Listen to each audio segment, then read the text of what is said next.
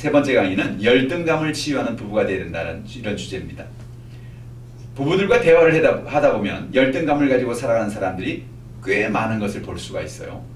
열등감은 어려서부터 편애와 비교가 심한 가정에서 자랐을 때, 또한 충분한 인정과 사랑을 받지 못했을 때, 또는 부모의 이혼이나 성장기에 다른 사람과 자신을 비교할 때 만족할 만하지 않을 때 마음에 형성되는 경우가 참 많습니다. 열등감을 가진 사람은 결단력 있게 일을 처리하기보다는 자신은 제대로 할 수 있는 능력이 없다고 스스로 생각해서 매사에 소극적인 태도를 가지고 사는 경우가 참 많습니다.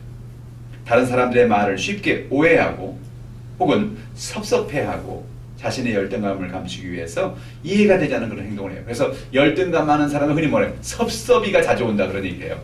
열등감 많은 사람은 쉽게 섭섭하게 여겨요. 다른 사람이 그런 의도를 가지고 얘기하지 않았는데 그냥 섭섭해요. 왜? 나도 모르게 내 마음속에 열등감이 있기 때문에 그런 열등감이 치유돼야 된다는 거죠. 그래서 부부는 이런 열등감을 느낄 때 부부가 서로의 열등감을 이유를 찾아보고 그 열등감을 치유하는 것이 중요한 것입니다. 92페이지 내용 볼까요? 열등감의 원인을 파악해보자는 것입니다. 열등감이 왜 생겼을까요? 어려서부터 열등감을 가지도록 외부에서 어떤 메시지를 우리가 끊임없이 받고 살았기 때문에 그렇습니다. 누군가 계속해서 지적을 해서 열등감이 될 수 있어요. 예를 들어서 만나기만 하면 친척은 그런 얘기하는 사람에서 너는 왜 이렇게 키가 작니? 뭐 그런 얘기. 너는 왜 너무 이렇게 뚱뚱하니? 그런 얘기. 너는 왜 이렇게 공부를 못하니? 이런 얘기. 이런 얘기를 들으면 아 그렇구나. 나는 키가 작아서 문제구나. 나는 뚱뚱해서 문제구나. 나는 공부를 못하니까 문제구나. 나는 열등한 존재구나라고 그렇게 생각을 하고 살아가는 거예요. 그래서 자기 마음속의 내부에서 열등의식이 생기는 거죠. 이런 사람의 문제는 뭡니까? 자신과 다른 사람을 끊임없이 비교하는 거예요. 아, 저 사람은 저렇게 키도 큰데, 저 사람은 저렇게 날씬한데, 저 사람은 저렇게 공부도 잘하는데 난 이게 뭐야. 그래서 자기 자신의 가치를 인정하지 못하고 열등감 속에 살아가는 거죠. 어떤 사람은 어린 시절에 가난해서 자기의 집을 친구들에게 공개하는 것을 참 꺼려했던 그런 사람이 있습니다. 옛날에 보면 우리 어렸을 때 보면 참 어렵게도 살았잖아요. 그러니까 그 어렸을 때 친구들이 집에 와서 이렇게 같이 놀고 하는 것이 참 쉽지 않았다는 거죠.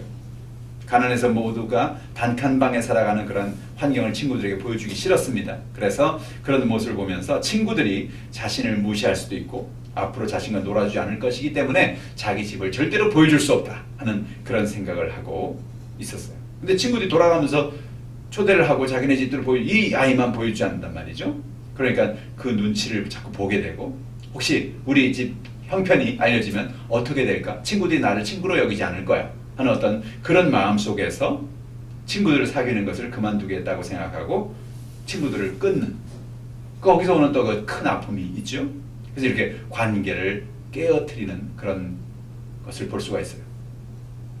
이외에도 경제적인 여유가 없어서 다른 아이들은 모두 가진 어떤 옷이라든지 신발이라든지 장난감이라든지 우리 어렸을 때 보면 그렇잖아요. 유행 있잖아요. 무슨 장난감, 무슨 옷, 무슨 신발, 뭐 노스 뭐 이렇게 들어가는 옷 이런 거. 이거 완전히 교복이었잖아요, 애들. 근데 그런 거 보면서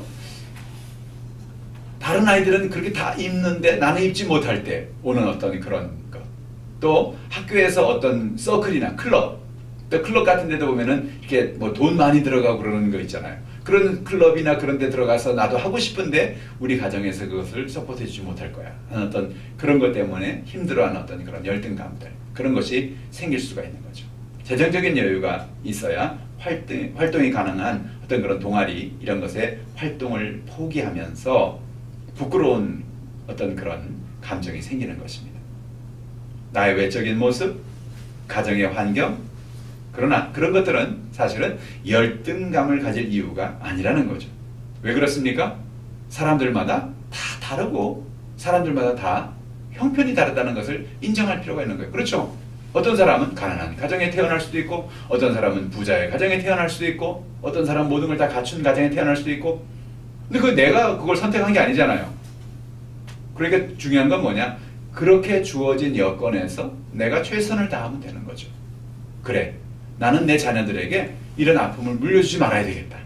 그런 굳건한 마음을 먹고 내가 더 열심히 노력하고 해서 어떤 가정을 이룬다든지 어떤 부를 이룬다든지 행복을 이룬다든지 그렇게 마음을 먹으면 오히려 이런 열등감을 가진 환경이 나를 앞으로 나아가게 하는 채찍질하는 그런 요인이 될 수도 있어요.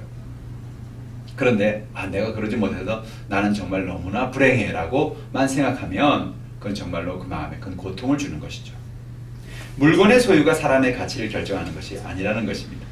열등감을 가진 사람은 좋은 물건을 소유함으로 자신의 열등감을 가리고 자신의 가치를 인정받으려고 하는 그런 경향이 있다는 거죠. 예를 들어 친구가 좋은 차를 샀어요. 그러면 열등감 있는 사람은 자기도 좋은 차를 똑같은 차를 사야 된다고 생각하죠. 또 친구가 좋은 아파트를 샀어요. 그러면 나도 그런 좋은 아파트를 사야지 그 친구가 어울릴 수 있다라고 그렇게 생각을 하는 거죠. 친구가 해외여행을 떠났습니다. 나도 친구 여행을 떠나야 해. 그런 해외여행을 가야지. 친구가 명품을 샀어요. 나도 명품을 사야지. 근데 이게 문제가 뭡니까? 열등감을 가지면 그 외적으로 나타나는 그것을 나도 채우려고 하는데 문제는 뭐예요? 다 할 수 있어요 그렇게? 친구가 뭐 아파트를 사는데 나도 아파트를 사고 뭐 좋은 명품을 사는데 나도 사고 그럴 수 없잖아요. 그러니까 문제는 뭐냐? 이런 외적인 것에 한번 따라가려고 하다 보면 정말로 더 큰 아픔이 다가온다는 거죠. 그러니까 그거에 대해서 마음을 내려놓아야 된다는 거예요. 한번 이런 열등감의 소용돌이에 휩쓸리기 시작하면 끝이 없다는 거죠. 결국은 내가 환경이 안 되는데 이런 것을 사기 위해서 카드 빚에 문제가 생기고 또 배우자와 갈등하게 되고 가정에 큰 어려움이 다가오는 것을 볼 수가 있는 것입니다. 근본적인 문제가 무엇입니까? 물건을 소유하는 것이 사람의 가치를 세워주는 것이 아니기 때문에 열등감 해소에는 아무런 도움이 되지 않는 거예요. 가장 중요한 건 뭐예요? 내 마음의 중심이 가장 중요한 거죠. 그래, 명품차가 없어도 좋다. 아파트가 없어도 좋다. 가장 내가 친구들이 있는 거 다 내가 없어도 상관이 없다. 왜? 나는 나 스스로가 명품이다. 나는 나 스스로가 가치 있는 존재다. 이거를 우리가 인식하고 살아가는 게 참 중요하죠. 그래서 우리가 어려서부터 나도 모르게 그렇게 자꾸 내가 뭔가를 갖추어야만, 내가 뭔가를 가져야만, 이루어야만 내가 무엇을 이룬 사람인 것처럼, 가치 있는 사람인 것처럼 생각하는 그것은 옳지 않다는 것이죠. 우리는 태어나면서도 가치 있는 존재라는 거죠. 94페이지 내용이죠. 사람들은 있는 그대로 가치 있는 존재라는 것을 아는 것이 중요합니다. 내가 얼마나 많은 재산을 가지고 있는지, 내가 얼마나 많은 명품을 소유하고 있는지, 내가 얼마나 좋은 학교를 다니고, 내가 얼마나 키가 큰지, 이런 기준이 나의 가치의 기준이 아니라는 사실을 인식하는 거예요. 나는 태어난 그 순간부터 가치 있는 존재라는 사실을 아는 게 중요합니다. 나는 있는 그대로 가치 있는 존재다. 나는 있는 그대로가 명품이다. 그렇죠? 외부로부터 어떤 조건이 갖추어지거나 우리가 어떤 것을 이루어서 가치 있는 존재가 되는 것이 아니라 우리 있는 그대로 명품이고 있는 그대로 가치 있는 존재라는 사실을 늘 기억하고 살아야 하는 것입니다. 우리가 잘 아는 안데르센의 동화 미운 오리 새끼라는 소리 잘 아시죠? 갑자기 한 알이 어미 오리가 있는 그쪽에 그 주변에 있었어요. 어미 오리가 유난히 이제 큰 저 알이 좀 무슨 알이지? 왜 누가 알을 저기다 버려두었지? 그래서 생각해서 그 알을 가져다가 자기가 품고 있는 그런 곳에 같이 넣었어요. 그래서 그 둥지에서 알들이 깼는데 깜짝 놀랐어요. 이 알이 그 큼지막한 알이 깨면서 너무너무 못생긴 거예요. 왜? 오리의 눈으로 볼 때. 너무 오리처럼 안 생긴 거예요.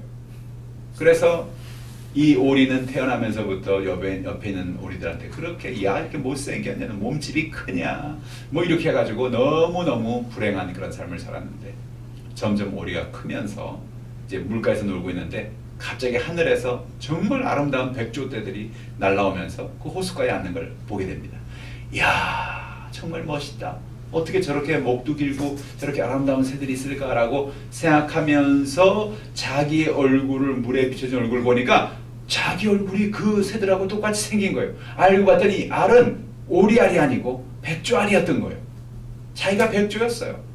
근데 오리의 눈으로 보니까 백조는 너무 못생긴 자기처럼 생기지 않은 그런 새니까 그렇게 생각했는데 사실은 아름다운 백조였다는 거죠.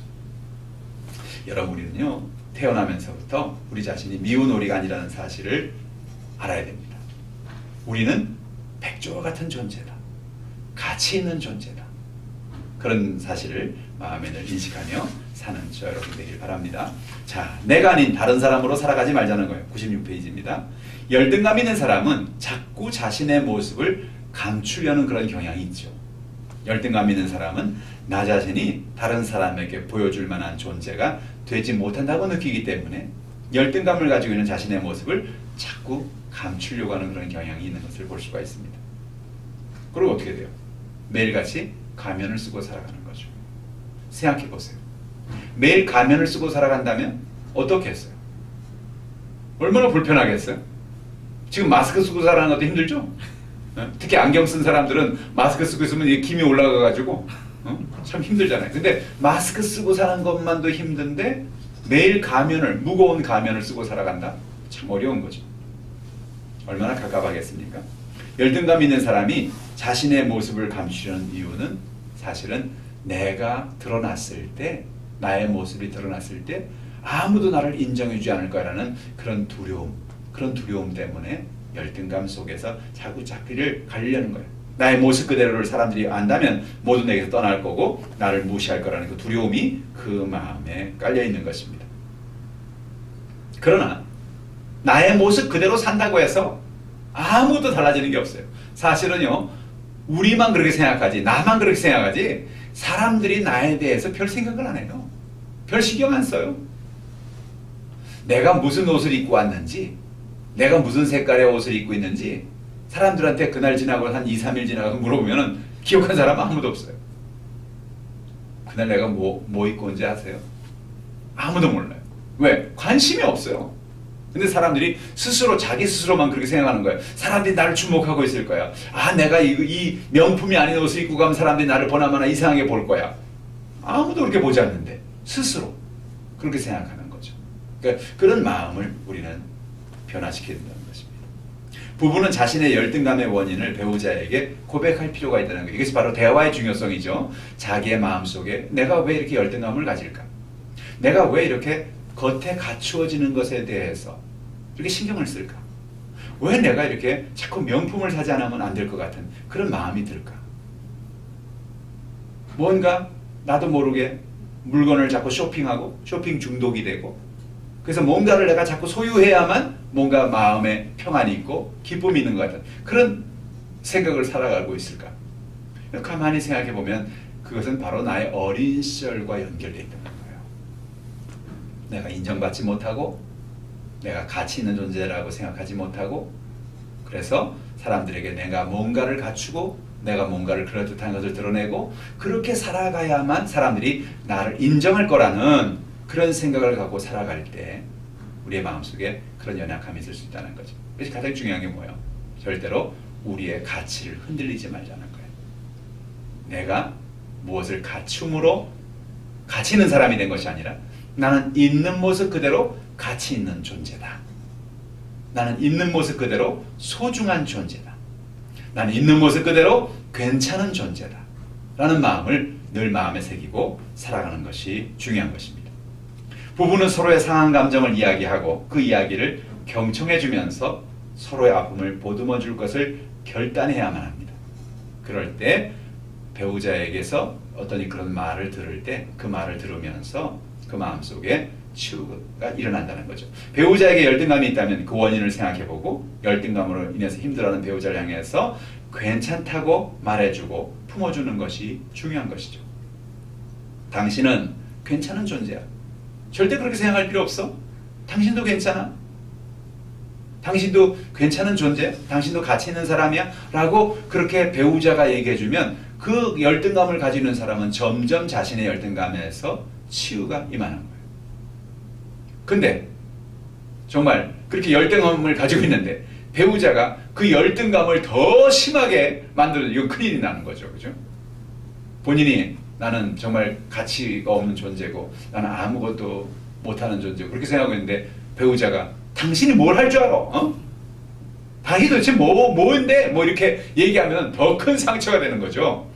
그러니까 결혼하는 게 참 중요하다는 게 그거예요. 누구랑 결혼하느냐가 참 중요하다는 게 내 마음을 치유하는 사람, 내 마음을 이해하는 사람, 나를 괜찮게 여기고 가치 있게 여기는 사람과 결혼하는 사람은 정말로 큰 복을 받은 거예요. 그런데 내 마음에 더 깊은 상처를 심어주고 내 마음에 더 큰 아픔을 주는 사람은 정말로 큰 고통을 받고 살아가는 거죠.